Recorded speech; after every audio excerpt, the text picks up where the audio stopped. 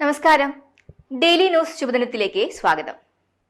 എന്തൊക്കെ സമ്പാദിച്ചു എന്നതിലല്ല, സമ്പാദ്യങ്ങൾ എങ്ങനെ ഉപയോഗപ്പെടുത്തി എന്നതിലാണ് ജീവിതത്തിന്റെ സമ്പൂർണത. ഇന്നത്തെ ശുഭദിന ചിന്തയിലേക്ക്. ഡെയിലി ന്യൂസ് ശുഭദിനം നിങ്ങൾക്കായി അവതരിപ്പിക്കുന്നത് ജോയ ലൂക്കാസ്. പൊന്നണിഞ്ഞ പ്രഭാതത്തിന്റെ അലകളിൽ നിറയുന്ന പുഞ്ചിരികൾ, അതെ, ഇന്ന് ആഘോഷമാണ്. ജോയ ലൂക്കാസ്, ഓരോ ആഘോഷത്തിന്റെയും ആത്മാവ്. മോഷണം ഭയന്ന് തന്റെ സ്വത്തുക്കളെല്ലാം കാട്ടിനുള്ളിലെ വലിയൊരു അറയിലാണ് രാജാവ് സൂക്ഷിച്ചിരുന്നത്. 2 താക്കോലുകളിൽ ഒന്ന് രാജാവിന്റെ കയ്യിലും മറ്റൊന്ന് വിശ്വസ്തനായ മന്ത്രിയുടെ കയ്യിലും. ഒരു ദിവസം രാജാവ് ആരുമറിയാതെ തന്റെ നിക്ഷേപം കാണാൻ അറയ്ക്കുള്ളിലെത്തി.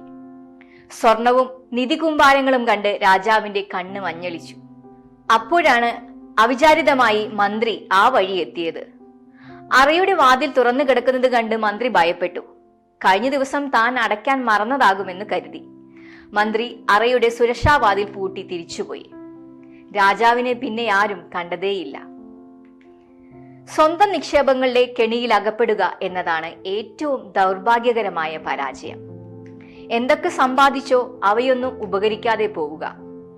എവിടെയെല്ലാം നിക്ഷേപിച്ചോ അതെല്ലാം നഷ്ടപ്പെടുക. എത്രയധികം വാരിക്കൂട്ടിയോ അതിനുള്ളിൽ കിടന്ന് ശ്വാസം മുട്ടുക. ഇവയേക്കാൾ ദയനീയമായ നാശനഷ്ടം വേറെയില്ല. പണം മാർഗം മാത്രമാണ്, ലക്ഷ്യമല്ല. എന്തൊക്കെ സമ്പാദിച്ചു എന്നതിലല്ല, സമ്പാദ്യങ്ങൾ എങ്ങനെ ഉപയോഗപ്പെടുത്തി എന്നതിലാകട്ടെ ജീവിതത്തിന്റെ സമ്പൂർണത. ശുഭദിനം.